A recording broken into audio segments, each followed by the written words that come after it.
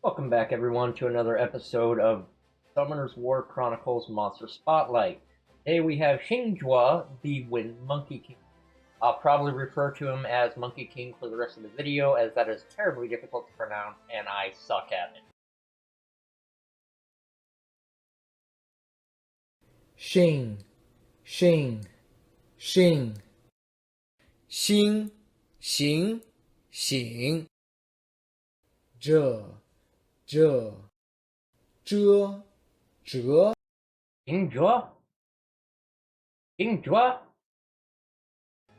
Moving on into his kit, I know that I said I wouldn't cover a lot of 5 stars to begin with, but I've seen a lot of talk about him on US Aor, and I quite like the guy myself, so I figured why not. Starting off with his basic attack, he is one of the few monsters currently that actually does something a little extra with it. When using his basic attack, he has anywhere from a 7% to a 20%, depending on the level of this ability, to use Ascension Strike, which isn't listed in his activated abilities, but it is broken down when looking at it. Ascension Strike, he will jump to the target much like Cleef does with his first ability, and do a buttload of extra damage, being anywhere from 498 all the way up to 996 extra damage in his attack. Well, that was misleading. 996% of his attack as damage. As we know, that doesn't always translate into that's the actual amount of damage. But he also has a chance to stun, anywhere from a 50 to a 62% chance to proc that stun. Yeah. Moving on from that little disaster there.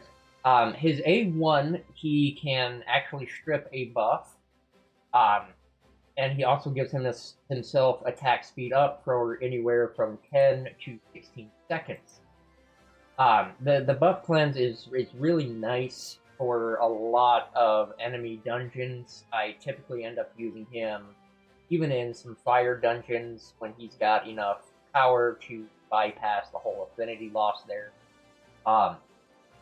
Certain monster dungeon boss enemy thingamabobs that he's particularly useful for is like Rhodes in the Path of Adventure, who loves to stack high defense on himself. I'm trying to remember his name here. The Tear Glands Cave guy that stacks a bunch of like crit damage and attack on himself. He's great for cleansing one of those at a time. Being that the mana cost for this ability is pretty low when you have your mana cap maxed out at 10, you can use it, 3 times in a row actively, which is nice, but then, you're stuck out of mana. Use it wisely, even though it is at a low mana cost.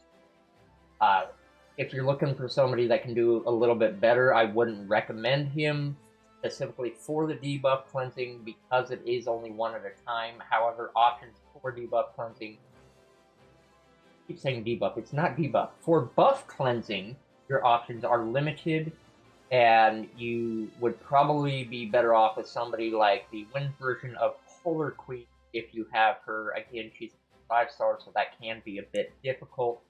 But her buff cleanse, I don't know why I keep going to say debuff cleanse, her buff cleanse is mass and will take away all the buffs off a champion, or monster as they're called here.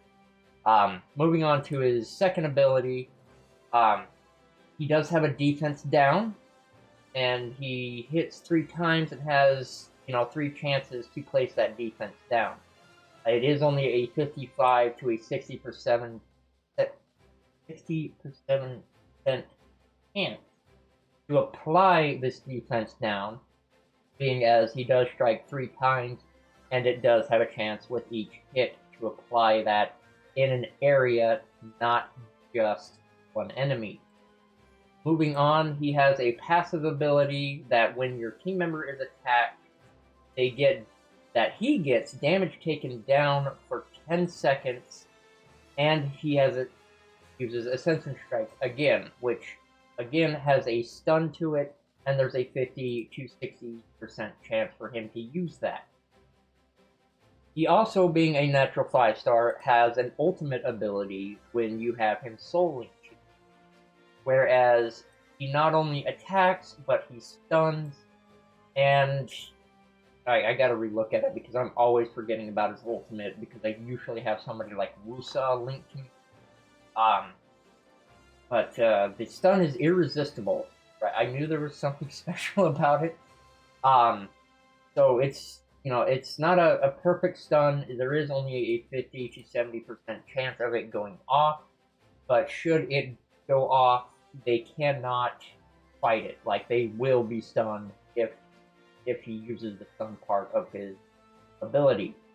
He also deals bonus damage taken, or bonus damage dealt based on how high of a level his, if he, I'm just a bumbling fool today. If he has damage taken down, depending on the level of his damage taken down, which simply means how many stacks of damage taken down does he have, based on that, he will have a bonus hit, and its damage will be based off of that, not just attack.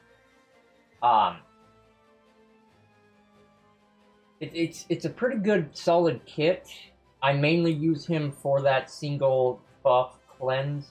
I know a lot of the times the enemy monster ends up having 3 or 4 buffs, and it can take some time to bust through them all, especially if you don't have him linked to you to repetitively use that ability.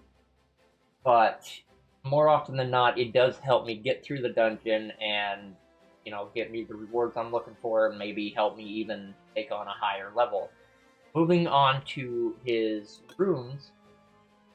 As per most of my monsters, I just haven't had the resources to severely farm out the runes that I want and get the stats on them that I need in order to equip him into the sets that I want.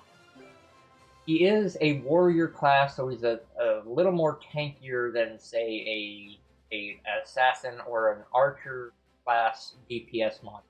However, the warrior class is still a DPS class. It's kind of almost like a hybrid between the knight class and an assassin. He doesn't have the provoke or the stats to actually tank, but he's a melee DPS. I would use attack speed on him, absolutely. He's a DPS monster, so attack speed all the way. However, I wouldn't primarily focus attack speed as I would with, say, an archer or an assassin. You definitely want attack up there, as all of his damage is based off his attack. You're definitely going to want crit rate and crit damage up there. You're going to need precision to land those attacks against their evasion, and you're also going to want accuracy, even though his defense down... Well, his defense down is guaranteed, but his stun and his cleansing are not guaranteed.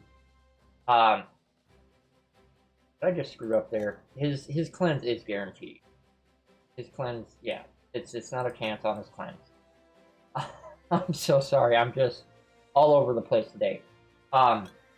Anyways, his stun, even though it's not guaranteed, all of those are going to require accuracy to fight the enemy's resistance, or you're not going to see him strip, stun, or apply defense down.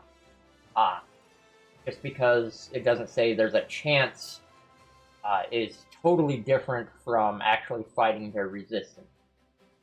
So accuracy is definitely a key in there.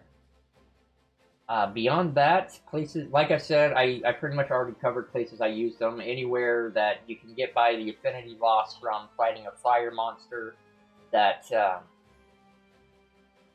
any monster that basically requires you to cleanse a debuff. That being said, there are a few places I found that he's not the best selection, and he actually didn't quite work out.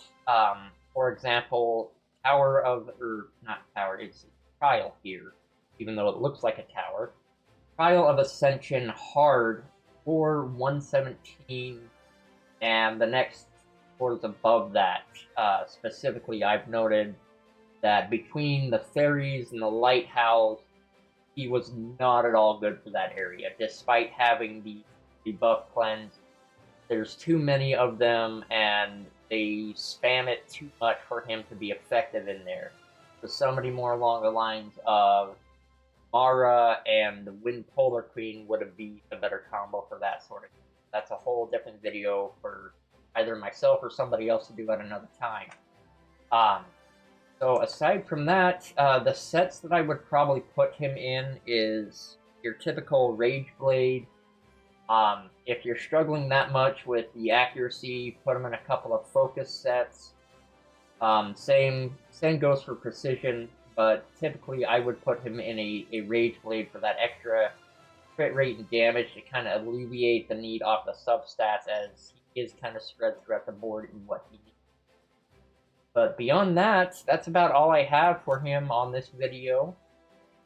So y'all take it easy. Remember that I do stream live every day, noon Central Standard Time. If you want to catch me there, maybe you have a few questions, I'd be happy to answer them on stream, help you out if you need. If you also want to help support the channels and donate, my PayPal link is in the description below as well. So y'all take it easy. I hope to see you soon, and stay frosty out there.